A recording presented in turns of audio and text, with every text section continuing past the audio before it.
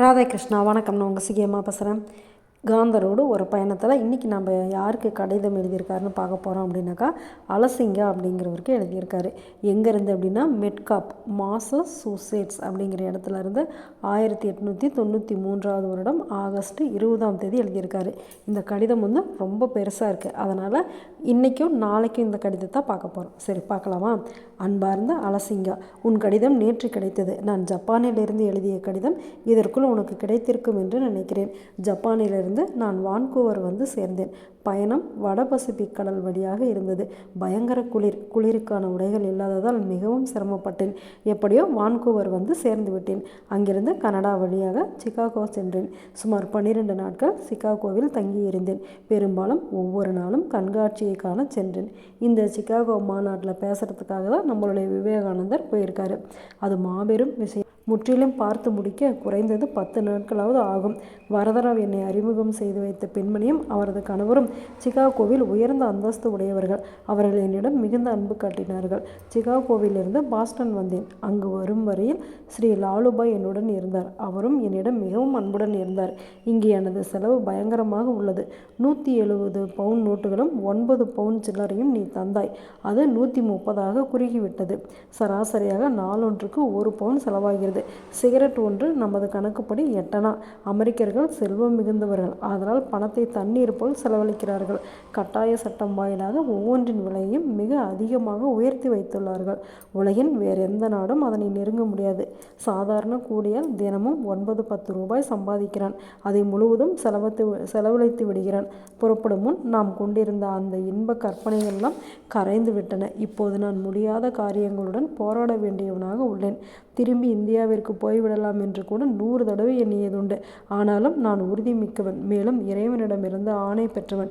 எனக்கு வழியொன்றும் தோன்றவில்லைதான். ஆனால் அவரது கண்களுக்கு எல்லாம் தெரியும் அல்லவா? வாழ்வானாலும் சாவானாலும் நான் பிடித்த பிடியை விடக்கூடாது.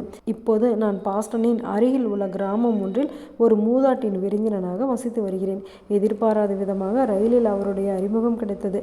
தம்முடன் வந்து வசிக்குமாறு அவர் என்னை அழைத்தார்.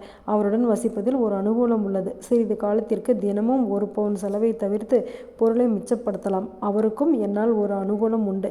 தமது நண்பர்களை அழைத்து இந்தியாவிலிருந்து வந்துள்ள இந்த வினோத மனிதனை அவர்களுக்கு காட்டலாம் அல்லவா? இதையெல்லாம் சகித்தே ஆக வேண்டும். பட்டினி, குளிர், எனது விசித்திர உடை இவற்றின் காரணமாக தெருக்களில் ஏற்படும் பரிகாசம் இவற்றுடன் நான் போராட வேண்டியிருக்கிறது. ஆனால் என் அன்பு சகோதரா, மகத்தான காரியம் எதுவும் கடின உழைப்பு இல்லாமல் ஒருபோதும் செய்யப்பட்டதில்லை. இது கிறிஸ்துவ நாடு. கிறிஸ்துவம் அல்லாத வேறு எதற்கும் இங்கே செல்வாக்கு இல்லை. உலகில் உள்ள எந்த மதத்தினரின் விரோத போக்கையும் நான் சிறிதும் பொருட்படுத்துவதில்லை. இங்கு நான் மேரி மகனின் மக்களிடையே இருக்கிறேன். அந்த இயேசு எனக்கு உதவுவார். இந்து மதத்தினரின் பரந்த கொள்கைகளும் நாசரேத்தின் தீர்க்கதரிசியிடம் எனக்குள்ள பக்தியும் அவர்களுக்கு பெரிதும் பிடித்திருக்கின்றன. கலிலியின் அந்த மகாபுருஷருக்கு எதிராக நான் எதையும் போதிப்பதில்லை என்று நான் அவர்களுக்கு கூறுகிறேன்.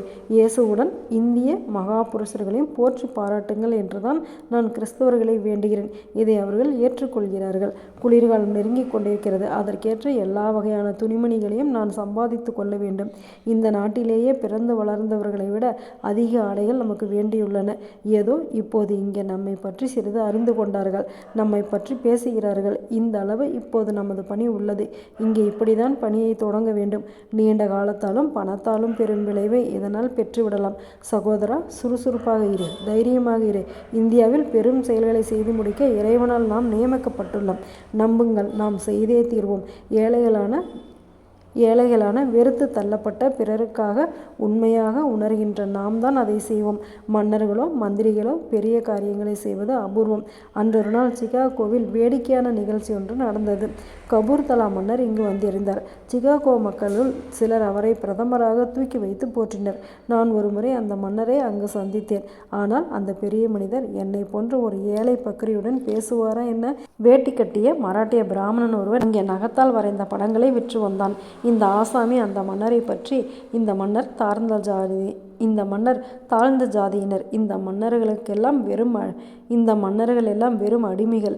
இவர்கள் பொதுவாக ஒழுக்கமற்ற வாழ்க்கை வாழ்பவர்கள் என்றெல்லாம் இல்லாததும் பொல்லாததுமான பலவற்றை பத்திரிகை நிருபர்களிடம் சொல்லி வைத்தான். அமெரிக்காவில் தாராளமாக உள்ள சத்தியசீலர்களான பத்திரிகை ஆசிரியர்களும் அவன் கூறிய கதை சரக்கிற்கு சிறிது கௌரவம் உண்டாக்க விரும்பினார்கள். எனவே மறுநாள் அவன் கூறிய அனைத்தையும் தங்கள் பத்திரிகையில் இந்திய மேதை கூறியதாக எழுதி தள்ளிவிட்டார்கள். மேதை என்று அவர்கள் குறிப்பிட்டது என்னைத்தான். என்னை வானளாவ புகழ்ந்து நான் கனவில் கூட எண்ணாதவற்றையெல்லாம் நான் கூறியதாக சொல்லி அந்த மராட்டிய பிராமணன் கபூர்தலா மன்னரை பற்றி கூறிய அனைத்தையும் எழுதிவிட்டார்கள். இவ்வாறு பத்திரிகைகள் போட்ட பெரும்போடு காரணமாக சிகாகோ மக்கள் அந்த மன்னரை உடனே உதறிவிட்டார்கள். எனது நாட்டினரான ஒருவரை உதைத்து தள்ள இந்த பத்திரிகை ஆசிரியர்கள் என்னையே கருவியாக பயன்படுத்தி கொண்டார்கள். இந்த நாட்டில் செல்வம், பட்டம் ஆகியவை சம்பந்தமான பகட்டையெல்லாம் விட அறிவுக்கே அதிக கௌரவம் உள்ளது என்பதையும் இது காட்டுகிறது. பெண்கள் சிறையின் கண்காணிப்பாளரான மிஸ்ஸஸ் ஜான்சன் நேற்று இங்கு வந்திருந்தார். இங்கு அவர்கள் அதை சிறை என்று கூறுவதில்லை, சீர்திருத்த நிலையம் என்கிறார்கள். நான் அமெரிக்காவில் கண்டவற்றுள் பிரமாதமான விஷயம் இது. அவர்கள் சிறைவாசிகளை எவ்வளவு அன்புடன் நடத்துகிறார்கள், எவ்வாறு அவர்களை சீர்திருத்தி பயனுள்ள சமுதாய அங்கத்தினர்களாக திருப்பி அனுப்புகிறார்கள். இவையெல்லாம் எத்தனை அழகாக, எவ்வளவு சிறப்பாக நடைபெறுகின்றன. நேரில் பார்க்காமல் நம்பவே முடியாது. ஓ, இந்தியாவில் ஏழைகளையும் தாழ்ந்தவர்களையும் பற்றி என்ன நினைக்கிறோம் என்பது எண்ணிய போது என் இதயம் எவ்வளவு வேதனைப்பட்டது தெரியுமா? அவர்களுக்கு வாய்ப்பில்லை, தப்ப வகையில்லை, முன்னேற வழியில்லை. அங்கே ஏழைக்கோ தாழ்ந்தவனுக்கோ பாவிக்கோ நண்பர்கள் இல்லை, உதவுபவர்கள் இல்லை. என்னதான் முயன்றாலும் அவர்கள் முன்னேற முடியாது.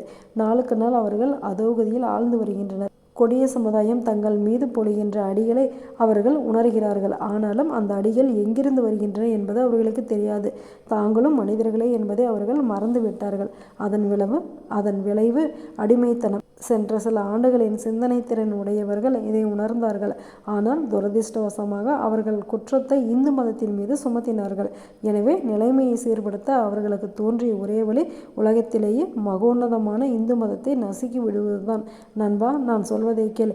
இறையர்களால் நான் ரகசியத்தை கண்டுபிடித்துள்ளேன். குற்றம் மதத்தை சார்ந்ததில்லை. ஏனெனில் எல்லா உயிர்களும் நமது சொந்த ஆன்மாவின் பல வடிவங்களே என்றுதான் நமது மதம் போதிக்கிறது. ஆனால் இந்த தத்துவத்தை செயல்முறைப்படுத்தாததாலும் அனுதாப உணர்ச்சி இல்லாததும் இதயம் உருகாததுமே நமது குறை. இறைவன் மீண்டும் ஒருமுறை நம்மிடையே புத்தராக வந்தார். ஏழைகள், துயரப்படுபவர்கள், பாவிகள் ஆகியோருக்காக எப்படி உணர்ச்சி கொள்வது, எப்படி அனுதாபம் காட்டுவது என்று போதித்தார். ஆனால் நாம் அவருக்கு செவிசாய்க்கவில்லை. பகவான் பொய்க் கொள்கைகள் மூலம் அசுரர்களை ஏமாற்ற புத்தராக பிறந்துள்ளார் என்றெல்லாம் நாம் புரோகித கூட்டம் பயங்கரமான கட்டுக்கதைகளை உருவாக்கியது உண்மைதான். ஆனால் அந்த அசுரர்கள் அவரை நம்பி வாழ்ந்தவர்கள் அல்ல, நாமே. யூதர்கள் இயேசுவை மறுத்தனர். அன்று முதல் வீடு வாசல் இல்லாத பிச்சைக்காரர்களாக உலகமெங்கும் அலைந்து திரிந்தனர். அனைவரின் கொடுங்கோன்மைக்கும் ஆளாகின்றனர். அதுபோல் நாமும் எந்த நாட்டினர் விரும்பினாலும் அவர்களுக்கு கொத்தடிமைகளாக இருக்கிறோம். கொடுங்கோவலர்களே, நாணயத்தின் ஒருபுறம் கொடுங்கோன்மை என்றால் மறுபுறம் அடிமைத்தனம் என்பது உங்களுக்கு தெரியவில்லையே. அடிமைத்தனம், கொடுங்கோன்மை இரண்டும் ஒரே விஷயம்தான். ஒரு நாள் மாலையில் பாண்டிச்சேரியில் ஒரு பண்டிதருடன் இந்த கடற்பயணம் பற்றி பேசிக் கொண்டிருந்தது பாலாஜிக்கும் ஜிஜிக்கும் நினைவிருக்கலாம். அந்த பண்டிதரின் மிருகத்தனமான செய்கைகளும் அவர் ஒருபோதும் கூடாது என்று கூறியதும் எப்போதும் எனது நினைவில் இருக்கும். இந்தியா உலகத்தின் மிகச்சிறிய பகுதியே என்பதும் இந்தியாவின் வளமான மண் மீது ஊர்ந்து உழன்று ஒன்றையொன்று ஒடுங்க முயல்கின்ற இந்த 30 கோடி மண்புழுக்களை உலகம் வெறுப்புடன் இழிவாக பார்க்கிறது என்பதும் அவர்களுக்கு தெரியாது. இந்த நிலைமையை அகற்றியே தீர வேண்டும். மதத்தை அழிப்பதால் அல்ல, இந்து மதத்தின் மகத்தான போதனைகளை பின்பற்றுவதன் மூலமும் அதன் இயல்பான முதிர்ச்சியாகிய பௌத்த மதத்தின் அற்புதமான அனுதாப உணர்ச்சியை அத்துடன் இணைத்து கொள்வதாலுமே அதை செய்ய முடியும். புனித வாழ்வின் பேரூக்கத்தால் எழுச்சி பெற்று இறைவனிடம் கொண்ட மாறாத நம்பிக்கையால் வலிமையூட்ட பெற்று ஏழைகள், தாழ்ந்தப்பட்டவர்கள், ஒதுக்கப்பட்டவர்கள் ஆகியோரிடம் கொண்ட அனுதாபத்தால் சிங்கத்தை போன்ற வீர முறுக்கேறிய 1,00,000 ஆண்களும் பெண்களும் நாட்டின் மூளை முடுக்குகளை எல்லாம் சென்று என்னும் செய்தியை, பரோபகாரம் என்னும் செய்தியை, சமுதாய முன்னேற்றம் என்னும் செய்தியை, சமத்துவம் என்னும் செய்தியை பிரச்சாரம் செய்வார்கள் அப்படின்னு சொல்லியிருக்காரு. இன்னும் நிறையா எழுதியிருக்காரு. அதை நாளைக்கு பார்க்கலாமா? Okay, bye. ராதே கிருஷ்ணா.